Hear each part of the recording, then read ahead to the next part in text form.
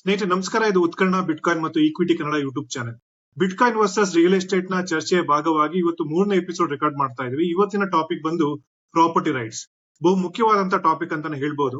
ಈ ಒಂದು property rights ನ ವಿಚಾರವಾಗಿ ಬಿಟ್ಕಾಯಿನ್ ಅನ್ನೋ ಒಂದು ಹಣಕಾಸು ವ್ಯವಸ್ಥೆ ಯಾವ ರೀತಿ ಇದೆ ಮತ್ತು ರಿಯಲ್ ಎಸ್ಟೇಟ್ ನಲ್ಲಿ ಯಾವ ರೀತಿ ಪ್ರಾಪರ್ಟಿ ರೈಟ್ಸ್ ಈ ಒಂದು ವ್ಯವಸ್ಥೆ ನಮಗೆ ಕೊಡುತ್ತೆ ಅಥವಾ ಆ ಒಂದು ಅಸೆಟ್ ಕ್ಲಾಸ್ ಕೊಡುತ್ತೆ, ಇದರಲ್ಲಿರ್ತಕ್ಕಂತಹ ಸಮಸ್ಯೆಗಳೇನು ಅನ್ನುವಂತಹ ವಿಸ್ತೃತವಾದಂತಹ ಚರ್ಚೆಯನ್ನ ಈ ಒಂದು ಪೋಡ್ಕಾಸ್ಟ್ ಅಲ್ಲಿ ನಾವು ಮಾಡ್ತಾ ಹೋಗೋಣ. ಇವತ್ತಿನ ಪೋಡ್ಕಾಸ್ಟ್ ಚರ್ಚೆಯಲ್ಲಿ ನಮ್ ಜೊತೆ ರಾಜಣ್ಣ ಅವರು ಇದ್ದಾರೆ ಮೈಸೂರಿಂದ. ರಾಜಣ್ಣ ಅವರೇ, ಥ್ಯಾಂಕ್ಸ್ ಫಾರ್ ಜಾಯ್ನಿಂಗ್.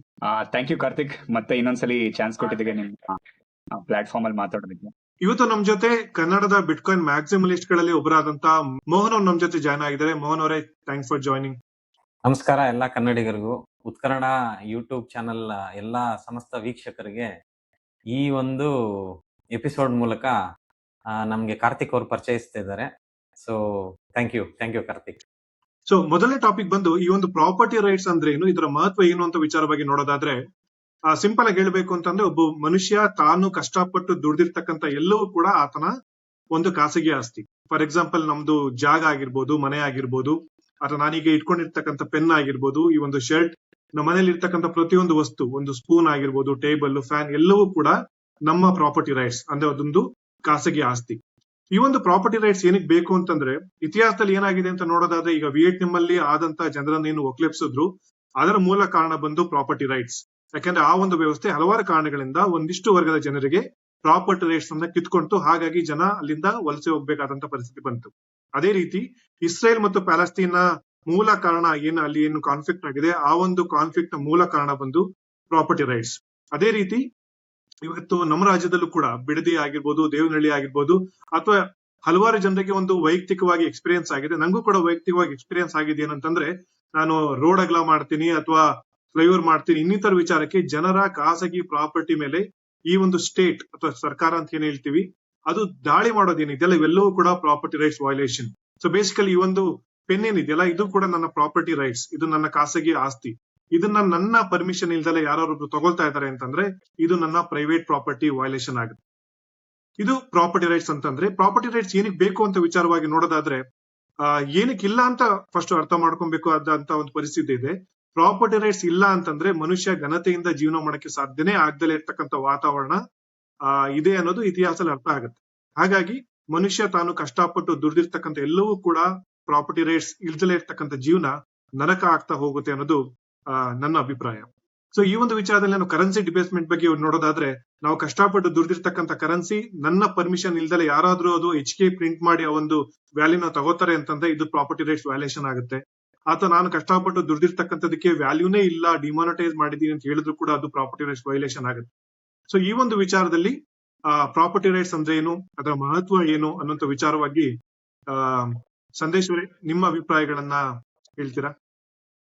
ಅದೇ, ಇವಾಗ ನೀವು ಹೇಳಿದಂಗೆ ಪ್ರಾಪರ್ಟಿ ರೈಟ್ಸ್ ಅಂದ್ರೆ ಒಂದು ವಸ್ತುವಿಗೆ ಯಾರು ಒಡೆಯ ಅಥವಾ ಯಾರಿಗೆ ಅದರದ ಅಧಿಕಾರ ಇದೆ, ಅದು ಪ್ರಾಪರ್ಟಿ ರೈಟ್ಸ್ ಅಂತ ಆಗುತ್ತೆ.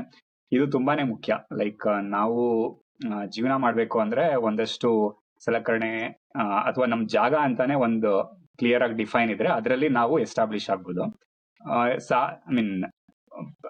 ಪ್ರಕೃತಿನಲ್ಲಿ ನೋಡೋದಿದ್ರೆ ಪ್ರತಿಯೊಂದು ಪ್ರಾಣಿ ಪಕ್ಷಿ ಯಾವ್ದೇ ಇದ್ರು ಅವು ಈ ಪ್ರಾಪರ್ಟಿ ರೈಟ್ಸ್ ಅನ್ನೋದನ್ನ ವೈಲೆನ್ಸ್ ಅಥವಾ ಏನೋ ಜಗಳ ಅಥವಾ ಲೈಕ್ ಈ ತರ ವೈಲೆನ್ಸ್ ಇಂದಾನೆ ಅವು ಇದು ನನ್ನ ಜಾಗ ಅಂತ ಪ್ರೂವ್ ಮಾಡ್ಕೊಂಡು ಆಮೇಲೆ ಅದನ್ನ ಲೈಕ್ ಉಪಯೋಗಿಸ್ತವೆ. ಆದ್ರೆ ಅದರದ ಚಾಲೆಂಜ್ ಏನಂತ ಹೇಳಿದ್ರೆ, ಈ ಫೈಟ್ ಅಥವಾ ವೈಲೆನ್ಸ್ ಏನಿರುತ್ತೆ, ಇದು ಕಂಟಿನ್ಯೂಸ್ ಆಗಿ ನಾನು ಈ ಜಾಗಕ್ಕೆ ನಾನೇ ಅಧಿಪತ್ಯ ಅಂತ ಪ್ರೂವ್ ಮಾಡ್ಕೊಳಕ್ಕೆ ಅದು ಕಂಟಿನ್ಯೂಸ್ ಆಗಿ ಮಾಡ್ತಾನೆ ಇರ್ಬೇಕು. ಮತ್ತೆ ಒಂದ್ಸಲಿ ಅದ್ರದ್ದು ಪವರ್ ಕಮ್ಮಿ ಆಯ್ತು ಅಂತ ಹೇಳಿದ್ರೆ ನೆಕ್ಸ್ಟ್ ಇನ್ನೊಬ್ರು ಯಾರೋ ಬಂದು ಅದನ್ನ ಟೇಕ್ ಓವರ್ ಮಾಡ್ಕೊಂತಾರೆ. ಆದ್ರೆ ನಾವು ಮನುಷ್ಯರು, ನಾವು ಅದಕ್ಕಿಂತ ಒಂದ್ ಸ್ವಲ್ಪ ಎವಾಲ್ವ್ ಆಗಿ ನೆಕ್ಸ್ಟ್ ಲೆವೆಲ್ ಅಲ್ಲಿ ಇರೋರು. ಸೊ ನಾವು ಒಂದಷ್ಟು ಬೌಂಡ್ರೀಸ್ ಗಳನ್ನೆಲ್ಲ ಇಟ್ಕೊಂಡು, ಒಂದಷ್ಟು ರೂಲ್ಸ್ ನೆಲ್ಲ ಇಟ್ಕೊಂಡು, ಈ ಪ್ರಾಪರ್ಟಿ ಇವನಿಗೆ ಬರ್ಬೇಕು, ಈ ಪ್ರಾಪರ್ಟಿ ಇವನಿಗೆ ಬರ್ಬೇಕು, ಆ ತರದೊಂದು ಮಾಡ್ಕೊಂಡಿದೀವಿ. ಹವೆವರ್ ಈ ಅರೇಂಜ್ಮೆಂಟ್ ಏನ್ ಮಾಡಿರ್ತೀವಿ, ಇದನ್ನ ಪ್ರೂವ್ ಮಾಡಕ್ಕೆ ಮಧ್ಯ ಯಾರೋ ಒಬ್ರು ಸೆಂಟ್ರಲ್ ಅಥಾರಿಟಿ ಅಂತ ಮಾಡ್ಕೊಂಡಿರ್ತೀವಿ. ಫಾರ್ ಎಕ್ಸಾಂಪಲ್ ಗವರ್ಮೆಂಟು, ಹಿಂದಿನ ಕಾಲದಲ್ಲಿ ರಾಜರು, ಈ ತರದ್ದೆಲ್ಲ ಇರುತ್ತೆ. ಬಟ್ ಒಂದೇನಾದ್ರೂ ಅಥಾರಿಟಿ ಯಾರಾದ್ರೂ ಮಧ್ಯ ಬರ್ತಾರೆ ಅಂತ ಹೇಳಿದ್ರೆ ಕಂಪ್ಲೀಟ್ ಆಗಿ ಅದು ಅವರ ಸ್ವತ್ತು ಅನ್ನೋ ತರಾನೇ ಆಗುತ್ತೆ, ಅದು ನಮ್ಗೆ ಕೊಟ್ಟಿರ್ತಾರೆ ಅಂತ. ಬಟ್ ಇನ್ನೊಂದ್ ಸ್ವಲ್ಪ ಇಂಪ್ರೂವ್ಡ್ ವರ್ಷನ್ ಅಲ್ಲಿ ನೋಡೋದಿದ್ರೆ ಏನಾದ್ರೂ ಒಂದ್ ಮಾಧ್ಯಮ ಅದರಲ್ಲಿ ಸೆಂಟ್ರಲ್ ಪಾರ್ಟಿ ಯಾರು ಇಲ್ದೇನೆ ಈ ಪ್ರಾಪರ್ಟಿ ನಂದು ಅಂತ ಪ್ರೂವ್ ಮಾಡೋದಿದ್ರೆ ಅದಿನ್ನ ಸಖತ್ತಾಗಿರುತ್ತೆ. ಯಾವುದೇ ಒಂದು ಜಗಳ ಇದಕ್ಕೆಲ್ಲ ಆಸ್ಪದ ಆದಷ್ಟು ಕಮ್ಮಿ ಆಗುತ್ತೆ. ಥ್ಯಾಂಕ್ಸ್ ಸಂದೇಶ್. ಮೋಹನ್ ಅವರೇ, ನಿಮ್ಮ ಅಭಿಪ್ರಾಯದಲ್ಲಿ ಪ್ರಾಪರ್ಟಿ ರೈಟ್ಸ್ ಅಂದ್ರೇನು, ಅದರ ಮಹತ್ವ ಯಾಕೆ ಬೇಕು ಅನ್ನೋ ವಿಚಾರವಾಗಿ ನಾವು ಬಿಟ್ಕಾಯಿನ್ ರಿಯಲ್ ಎಸ್ಟೇಟ್ ಬಗ್ಗೆ ಮಾತಾಡೋಣ. ಇನ್ ಜನರಲ್ ಆಗಿ ಪ್ರಾಪರ್ಟಿ ರೈಟ್ಸ್ ಏನಕ್ಕೆ ಬೇಕು, ಅದರ ಮಹತ್ವ ಏನು ಅನ್ನುವಂತ ವಿಚಾರದ ಬಗ್ಗೆ. ಓಕೆ, ಸೊ ನೋಡಿ, ಈಗ ಪ್ರಕೃತಿಲಿ ನಾನು ಸಾಯ್ತೀನಿ ಅಂತ ಗೊತ್ತಿರೋ ಏಕೈಕ ಪ್ರಾಣಿ ಮನುಷ್ಯ. ನಿಮಗೆ ಬೇರೆ ಯಾವ ಪ್ರಾಣಿಗೂ ನಾನು ಸಾಯ್ತೀನಿ ಅಂತ ಗೊತ್ತಿರಲ್ಲ. ಅದು ಬರುತ್ತೆ, ಮತ್ತೆ ಅದು ಇಲ್ಲಿರುವಂತ ಪ್ರಕೃತಿಲಿರುವಂತ ಎಲ್ಲಾ ಇದನ್ನ ಯೂಸ್ ಮಾಡ್ಕೊಳುತ್ತೆ, ಸತ್ತೋಗುತ್ತೆ. ಬಟ್ ಮನುಷ್ಯ ಅಂದ್ರೆ ಒಬ್ಬ ಮನುಷ್ಯನಿಗೆ ಏನ್ ಗೊತ್ತಂದ್ರೆ, ನನಗೊಂದು ಎಂಡ್ ಇದೆ, ನಾನು ಹೋದ್ಮೇಲೆ ನನ್ನ ಜಾಗವನ್ನ ತುಂಬುವಂಥದ್ದು ಏನು ಅಂತ ನೋಡಿದಾಗ ಅಲ್ಲಿ ಪ್ರಾಪರ್ಟಿ ರೈಟ್ಸ್ ಬರುತ್ತೆ. ಅಂದ್ರೆ ನಾನು ಆ ಜಾಗವನ್ನ ಬಿಟ್ಟಾಗ ನನ್ನ ಪರವಾಗಿ ಏನ್ ಕೆಲಸ ಮಾಡುತ್ತೆ. ಈಗ ನಿಮ್ಗೆ ಗೊತ್ತು, ಈಗ ಒಬ್ಬ ಮನುಷ್ಯ ತೀರ್ಕೊಂಡ ಮೇಲೆನೂ ಅವನ ಪರವಾಗಿ ಅಲ್ಲಿ ಏನಾದ್ರೂ, ಇವಾಗ ನೋಡಿ, ನಮ್ಮ ತಂದೆಯವರು ಒಂದು ಜಮೀನು ಬಿಟ್ಟು ಹೋಗಿದ್ದಾರೆ, so that is the property for me. ಅಥವಾ ಅವ್ರು ಚಿನ್ನ ಬಿಟ್ಟು ಹೋಗ್ಬೋದು, ಹಣ ಬಿಟ್ಟು ಹೋಗ್ಬೋದು, ಬ್ಯಾಂಕ್ ಬ್ಯಾಲೆನ್ಸ್ ಬಿಟ್ಟು ಹೋಗ್ಬೋದು. ಸೊ ನಿಮ್ಮ ಕರ್ತವ್ಯವನ್ನ ಮುಂದುವರಿಸುವಂತಹ ಒಂದು ವಸ್ತುನೇ ಪ್ರಾಪರ್ಟಿ ರೈಟ್ಸ್. ಅದು ಹಣ ಇರಬಹುದು, ಅಥವಾ ಗೋಲ್ಡ್ ಇರಬಹುದು, ಬೇರೆ ಬೇರೆ ಇದಿರಬಹುದು, ಅದು ಒಂದು ಮೂಲ. ಸೊ ಪ್ರಾಪರ್ಟಿ ರೈಟ್ಸ್ ಮನುಷ್ಯರಿಗೆ ತುಂಬಾ important, because we know that this is our end. Like one day I will gonna dye.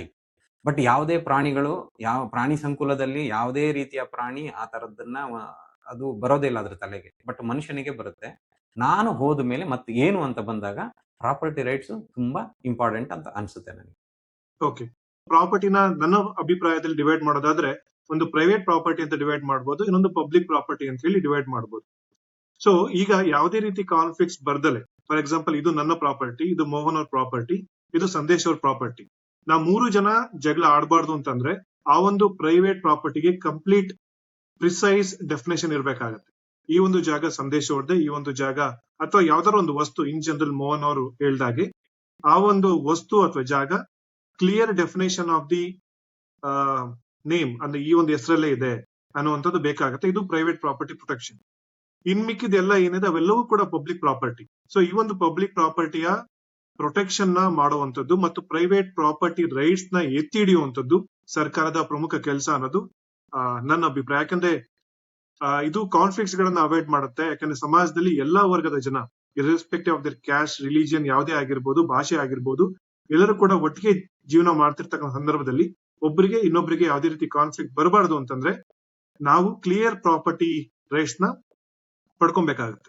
ಇವತ್ತು ಪ್ರಾಪರ್ಟಿ ರೈಟ್ಸ್ ಇಲ್ಲ ಅನ್ನೋ ಕಾರಣದಿಂದಾನೇ ಇವತ್ತು ಕೋರ್ಟು, ಕಚೇರಿ, ಪೊಲೀಸು, ಅಲ್ಲಿ ಇಲ್ಲಿ ಎಲ್ಲಾ ಸಮಸ್ಯೆಗಳು ಆಗಿರ್ತಕ್ಕಂಥದ್ದು, ಟ್ರಸ್ಟೆಡ್ ಥರ್ಡ್ ಪಾರ್ಟಿಗಳನ್ನ ಇನ್ವಾಲ್ವ್ ಮಾಡಿರ್ತಕ್ಕಂಥದ್ದು, ಒಬ್ರು ಮೇಲೆ ಇನ್ನೊಬ್ರು ಕೊಲ್ಲುವಷ್ಟು ಆಕ್ರೋಶ ಹೋಗ್ತಾ ಇರ್ತಕ್ಕಂಥ. ಯಾಕೆಂತಂದ್ರೆ ಮೂಲ ಕಾರಣ ಸಿಂಪಲ್ ಆಗಿ ನೋಡೋದಾದ್ರೆ ಕ್ಲಿಯರ್ ಆಗಿರ್ತಕ್ಕಂಥ ಪ್ರಾಪರ್ಟಿ ರೈಟ್ಸ್ ಇಲ್ಲ.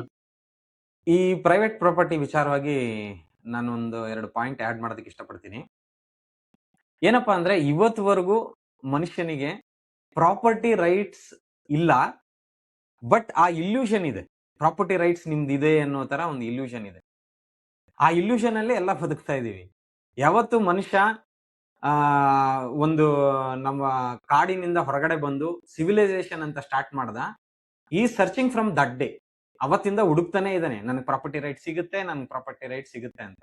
ಬಟ್ ಅದು ಇವತ್ತುವರೆಗೂ ಸಾಧ್ಯ ಆಗಿಲ್ಲ. ಹೇಗೆ ಅಂದ್ರೆ, ಸಿವಿಲೈಸೇಷನ್ ಆಗಿದ ತಕ್ಷಣ ನಿಮ್ಗೆ ಗೊತ್ತಲ್ಲ, ತುಂಬಾ ರಾಜರುಗಳು ಸಾಮ್ರಾಜ್ಯಗಳನ್ನ ಕಟ್ಟಿದ್ರು. ಅಕಾಡಿಯನ್ ಸಾಮ್ರಾಜ್ಯ ಇರ್ಬೋದು, ಈಜಿಪ್ಟ್ ಇರ್ಬೋದು, ರೋಮನ್ ಇರ್ಬೋದು, ಇವರೆಲ್ಲ ಏನ್ ಮಾಡಿದ್ರು, ಅದರಲ್ಲಿ ಮೂಲ ಮಂತ್ರ ಏನಪ್ಪಾ ಅಂದ್ರೆ ರಾಜನೇ ಅವನ ಇಡೀ ಭೂ ಪ್ರದೇಶದ ಒಡೆಯ. ಅದ್ರಲ್ಲಿ ಏನು ಡೌಟ್ ಇಲ್ಲ. ಈಗ ಬ್ರಿಟಿಷರು ಬಂದು ನಮ್ಮನ್ನ ಆಳಿದ್ವರೆಗೂ ಅದೇ ಇತ್ತು. ಆದ್ರೆ ಹೆಂಗೆ ಯುರೋಪ್ ಅವ್ರು ಬಂದು ನಮ್ಮ ದೇಶನ ಆಳಿದ್ರಲ್ಲ. ಸೊ ಪ್ರಾಪರ್ಟಿ ರೈಟ್ಸ್ ಅನ್ನೋದು ಇಲ್ಲ, ಆ ಇಲ್ಯೂಷನ್ ಇದೆ. ಅದನ್ನ ಈಗ ಒಂದು ನಮ್ಮದೇ ಸರ್ಕಾರ ಏನಾಗಿದೆ, ಬಂದಿದೆ ಅಷ್ಟೇ. ಸೊ ನನ್ನ ಪ್ರಕಾರ ಪ್ರಾಪರ್ಟಿ ರೈಟ್ಸ್ ಅನ್ನೋದು ಇಲ್ಲ. ಒಂದ್ ವೇಳೆ ಇದೆ ಅಂತಂದ್ರೆ ಅದು ನಿಜವಾಗ್ಲೂ ಸುಳ್ಳು, ಅದೊಂದು ಕಾಲ್ಪನಿಕವಾದ ಕತೆ ಅಷ್ಟೇ. ಪ್ರಾಪರ್ಟಿ ರೈಟ್ಸ್ ಇಲ್ಲ, ಬಟ್ ಇದೆ. ಅದನ್ನ ನಾವು ಮುಂದಕ್ಕೆ ಬೇಕಾದ್ರೆ ಡಿಸ್ಕಸ್ ಮಾಡೋಣ. ಅದು ಅದ್ರಲ್ಲಿ ಒಂದರಿಂದ ಮಾತ್ರ ಸಾಧ್ಯ. ಬಟ್ ರಿಯಲ್ ಪ್ರಾಪರ್ಟಿ ರೈಟ್ಸ್ ಇಲ್ಲ. ಇವತ್ತಿಗೂ ಸಹ ನಮ್ಮ ಪ್ರಾಪರ್ಟಿ ಅಂದ್ರೆ ನಮ್ಮ ಭೂಮಿ, ನಮ್ಮ ಕಂಪನಿಗಳು, ನಮ್ಮ ಹಣ ಎಲ್ಲದನ್ನು ಕಂಟ್ರೋಲ್ ಮಾಡ್ತಾ ಇರೋದು ಒಂದು centralised organisation, that is called government. Because ಅದಕ್ಕೆ ಮಿಲಿಟರಿ ಇದೆ, ಪೊಲೀಸ್ ವ್ಯವಸ್ಥೆ ಇದೆ. ಅದರಿಂದ ನಮ್ಮ ಇಡೀ ಭೂಮಿ ಅಂದ್ರೆ ಯಾವ್ಯಾವ ದೇಶ ಇದೆಯೋ ಅದರದ ಎಲ್ಲ ಒಡೆತನ ಬಂದ್ಬಿಟ್ಟು ಗವರ್ನಮೆಂಟ್ಸ್ಗೆ ಬರುತ್ತೆ. ನಾವು ಜಸ್ಟ್ ಅವರಿಂದ ಬಾಡಿಗೆ ತಗೊಂಡು ಅದಕ್ಕೆ ಟ್ಯಾಕ್ಸ್ ಕಟ್ಕೊಂಡು ಮುಂದಕ್ಕೆ ಹೋಗ್ತಾ ಇದೀವಿ ಅಷ್ಟೇ. ಇದು ನನ್ನ ವ್ಯೂ. ನಿಜ, ಹೌದು. ಒಂದು ಅದೇ ನಾವು ಯಾವುದೇ ಪ್ರಾಪರ್ಟಿ ಆಗ್ಲಿ, ಲೈಕ್ ಏನೋ ಒಂದು ಅದೇ ಲ್ಯಾಂಡ್ ಇರ್ಲಿ ಅಥವಾ ಚಿನ್ನ ಇರ್ಲಿ ಅಥವಾ ಬೇರೆ ಇವಾಗ ಲೈಕ್ ನಾವು ನೋಡೋ ಅಂತ ಯಾವುದೇ ಪ್ರಾಪರ್ಟಿ ಅಂತ ನಾವು ಅನ್ಕೋತೀವಿ, ಇವನ್ ಶೇರ್ಸ್ ಇರ್ಲಿ ಅಥವಾ ಏನೇ ಆದ್ರೂ ಇವಾಗಿರೋ ವ್ಯವಸ್ಥೆನಲ್ಲಿ ಅದೇ ಅದು ಮಧ್ಯ ಯಾರೋ ಒಬ್ರು ಅಥಾರಿಟಿ, ಐದರ್ ಅವರು ಆಥರೈಸ್ಡ್ ಅಥಾರಿಟಿ ಇರ್ಬೋದು, ಗವರ್ಮೆಂಟ್ ಅಥವಾ ಆತರ, ಅಥವಾ ಲೈಕ್ ಗವರ್ಮೆಂಟ್ ಅಥವಾ ಕಂಪ್ನಿ ಈ ತರ ಇರ್ಬೋದು. ಅದರ್ವೈಸ್ ಅದೇ ಫೋರ್ಸ್ ಅಲ್ಲಿ ಲೈಕ್ ಇವಾಗ ಊರಲ್ಲೆಲ್ಲ ಹೆಂಗೆ ಅಂದ್ರೆ ಅವನ್ ದೊಡ್ಡ ಪಾಳೆಗಾರ ಇರ್ತಾನೆ, ಅವನದು ಇನ್ಫ್ಲೂಯೆನ್ಸ್ ಅಲ್ಲಿ ಅಂದ್ರೆ ಒಂದಷ್ಟು ಇನ್ಫ್ಲೂಯೆನ್ಸ್ ಇರುತ್ತೆ. ಆ ಜಾಗ ಇವಂದಲ್ಲ ಇವಂದು ಅಂತ ಏನಾರು ಲೈಕ್ ಅವನೇನೋ ತಪ್ಪು ಮಾಡ್ದ ಅಂತ ಹೇಳಿ ಲೈಕ್ ಆ ಜಾಗನ ಇನ್ಯಾರಿಗೋ ಲೈಕ್ ಕೊಡೋ ತರ ಏನಾದ್ರೂ ಆಗ್ಬೋದು. ಲೈಕ್ ಯಾರಿಗೆ ತುಂಬಾ ಪವರ್ ಇರುತ್ತೆ ಅವ್ರದ್ದು ಆ ಪ್ರಾಪರ್ಟಿ ರೈಟ್ ಜಾಸ್ತಿ ಹೋಗೋ ತರ ಚಾನ್ಸ್ ಇರುತ್ತೆ.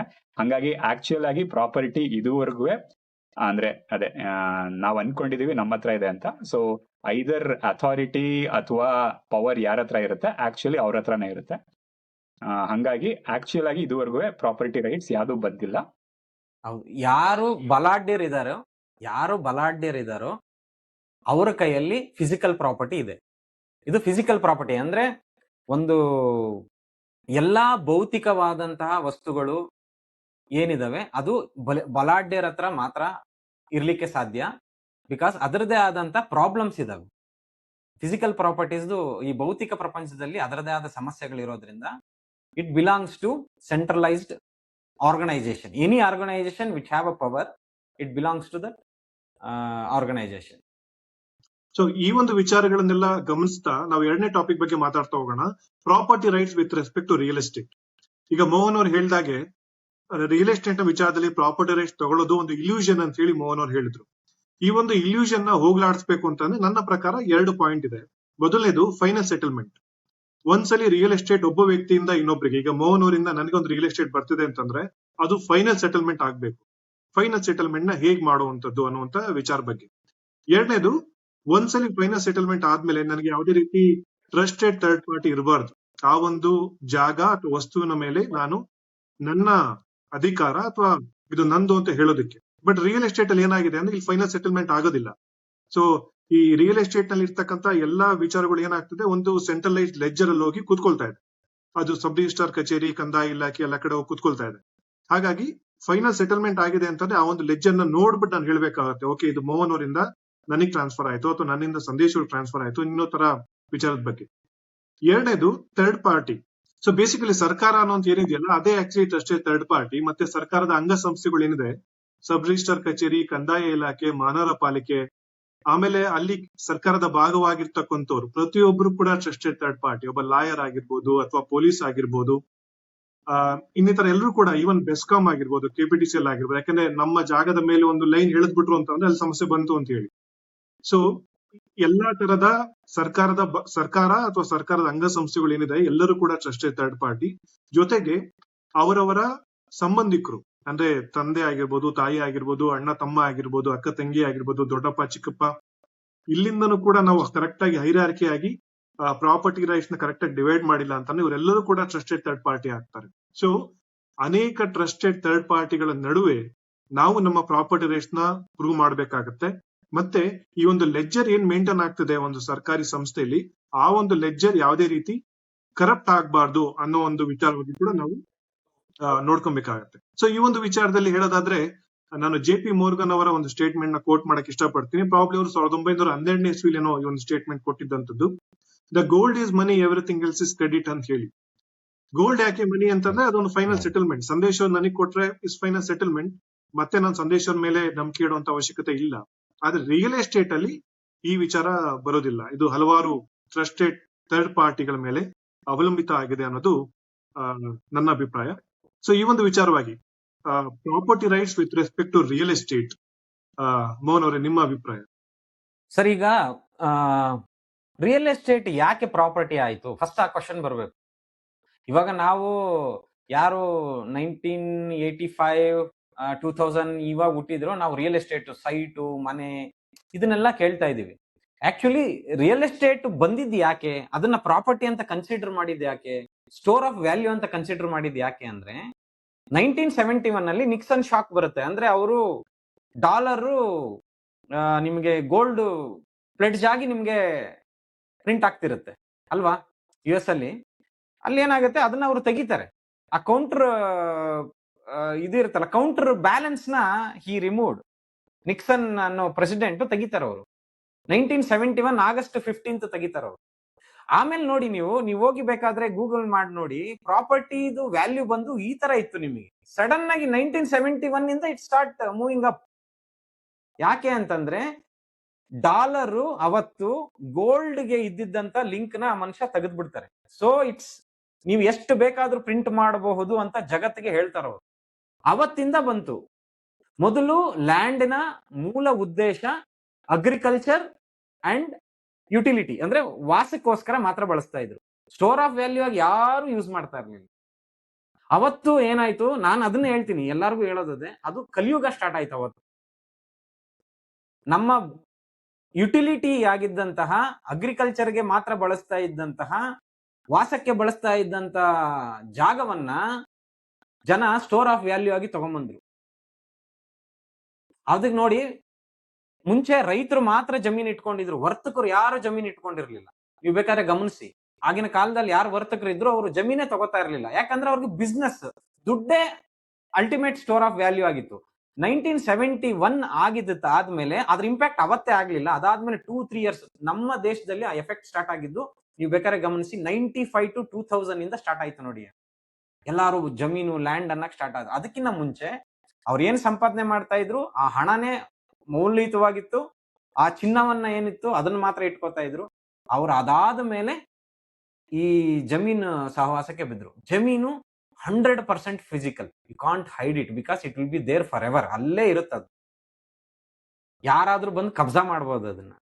ಸೊ ನೀವು ಬೇಕಾದ್ರೆ ಬ್ರಿಟಿಷ್ ಕಾಲದ ಕಂದಾಯ ವ್ಯವಸ್ಥೆಯನ್ನು ನೋಡಿದ್ರೆ ರೈತರಿಗೆ ವ್ಯವಸಾಯಕ್ಕೋಸ್ಕರ ಕೊಡ್ತಾ ಇದ್ರು. ಅದರಲ್ಲೇ ಅವ್ರ ಮನೆ ಕಟ್ಕೋತಿದ್ರು, ಹಳ್ಳಿಗಳಾಗ್ತಿತ್ತು, ಒಂದು ಸೆಂಟ್ರಲೈಸ್ ಪ್ಲೇಸ್ ಇರ್ತಾ ಇತ್ತು. ಸೊ ದಟ್ ಅವರೆಲ್ಲ ಒಬ್ಬರ ಮೇಲೆ ಒಬ್ರು ಡಿಪೆಂಡ್ ಆಗಿರ್ತಾ ಇದ್ರು, ಹೋಗ್ತಾ ಇದ್ರು, ಹೊಲಗಳಿಗೆ ಹೋಗ್ತಾ ಇದ್ರು, ಅಲ್ಲಿ ದುಡಿಮೆ ಮಾಡ್ತಾ ಇದ್ರು, ವಾಪಸ್ ಬರ್ತಾ ಇದ್ರು. ಅದನ್ನ ನಾವು ರಿಯಲ್ ಎಸ್ಟೇಟ್ ಅಂತ ಮಾಡಿದ್ ಯಾವಾಗಪ್ಪ ಅಂದ್ರೆ ಆಫ್ಟರ್ 2005 ವರ್ಗು ನಿಮ್ಗೆ ಗ್ರಾಫ್ ನೋಡಿದ್ರೆ ಇಂಡಿಯಾಲಿ ಇಟ್ಸ್ ಆಲ್ಮೋಸ್ಟ್ ಲೀನಿಯರ್ ಆಗೇ ಇತ್ತು. ದೆನ್ 2000 ಆದ್ಮೇಲೆ ಗೊತ್ತಾಯ್ತು ಅವ್ರಿಗೆ ದೊಡ್ಡ ಅಮೌಂಟ್ ಎಲ್ಲಿ ಇಡೋದು, ಚಿನ್ನದಲ್ಲಿ ಇಡಕ್ ಆಗೋದಿಲ್ಲ, ಕಷ್ಟ ಆಗುತ್ತೆ, ಕಳ್ತನ ಇಟ್ಸ್ ಹ್ಯಾಂಡಿ ತಗೊಂಡೋಗ್ಬೋದು. ಅದರಿಂದ ಏನ್ ಮಾಡಿದ್ರು, ಗೌರ್ನಮೆಂಟ್ಗಳನ್ನ ನಂಬಕ್ಕೆ ಸ್ಟಾರ್ಟ್ ಮಾಡಿದ್ರು. ನಮ್ಗೆ ಇವರು ಈ ಜಾಗ ಕೊಡ್ತಾರೆ, ಇದು ನಮ್ದು ಅಂತ ಹೇಳ್ಬೋದು, ಇನ್ನೊಬ್ರಿಗೆ ಟ್ರಾನ್ಸ್ಫರ್ ಮಾಡ್ಬೋದು ಅಂತ. ಗೌರ್ಮೆಂಟ್ಗೆ ಇದು ಒಳ್ಳೆ ಬಿಸ್ನೆಸ್ ಅನಿಸ್ತು. ಕಂದಾಯ ಇಲಾಖೆಗೆ ಒಳ್ಳೆ ಬಿಸ್ನೆಸ್ ಅಲ್ವಾ ಇದು? ಕಟ್ ತಗೋಬೋದಲ್ಲ, ಪರ್ಸೆಂಟೇಜ್ 10%, 12%, 15% ಆರಾಮಾಗಿ ಚಾರ್ಜ್ ಮಾಡ್ತಾರೆ. ಸ್ಟಾಂಪ್ ಡ್ಯೂಟಿ ಅಂತಾರೆ, ಒಂದು ಹೊಸ ವರ್ಗ ಉಟ್ಕೊಂತು, ಅವ್ರಿಗೆ ಕೆಲಸಗಳು ಸಿಕ್ತು, ಆಫೀಸುಗಳು ಉಟ್ಕೊಂತು. ಸೊ ಇದನ್ನ ಗೌರ್ಮೆಂಟ್ ಎನ್ಕರೇಜ್ ಮಾಡ್ತಾ ಬಂತು. ಬಟ್ ಇವತ್ತೇನಾಗಿದೆ ಅಂದ್ರೆ ತುಂಬಾ ಸಮಸ್ಯೆಗೆ ಸಿಕ್ಕಾಕೊಂಡ್ಬಿಟ್ಟಿದೆ ಆ ಒಂದು ರಿಯಲ್ ಎಸ್ಟೇಟ್. ಯಾಕೆ ಅಂತಂದ್ರೆ ಯಾವುದೇ ರೀತಿಯ ಹೊಸ ಅಂದ್ರೆ ಜನ್ಸಿಗಳಾಗಿರ್ಬೋದು, ಯುವಕರು ಅಫೋರ್ಡ್ ಮಾಡಕ್ ಆಗದಂತ ಒಂದು ಸ್ಥಿತಿಗೆ ಅದನ್ನ ತಗೊಂಡೋಗ್ಬಿಟ್ಟಿದೀವಿ. ಇವತ್ತು ನಿನ್ ಜೀವನ ಏನಪ್ಪಾ ಅಂದ್ರೆ ಒಂದು ಸೈಟ್ ಮಾಡು, ಮನೆ ಕಟ್ಟು, ಅದ್ರದ್ದು ಸಾಲ 30 ವರ್ಷ ಲೋನ್ ತಗೋ, EMI ಕಟ್ಟು, ಮುಗೀತು. ಇದೇ ಜೀವನ ಆಗೋಗಿದೆ. ಸಾಮಾಜಿಕವಾಗಿ ಅಸ್ಥಿರತೆ ಶುರುವಾಗಿದೆ. ರಿಯಲ್ ಎಸ್ಟೇಟೇ ಇದಕ್ಕೆ ಮೂಲ ಕಾರಣ. ನಾನು ಇದನ್ನ ಖಡಾಖಂಡಿತವಾಗಿ ಹೇಳ್ತೀನಿ. ರಿಯಲ್ ಎಸ್ಟೇಟ್ ಇಂದ ಜನಗಳ ಭವಿಷ್ಯ, ಕನಸು ಎಲ್ಲ ಹಾಳಾಗೋಗ್ತಾ ಇದೆ.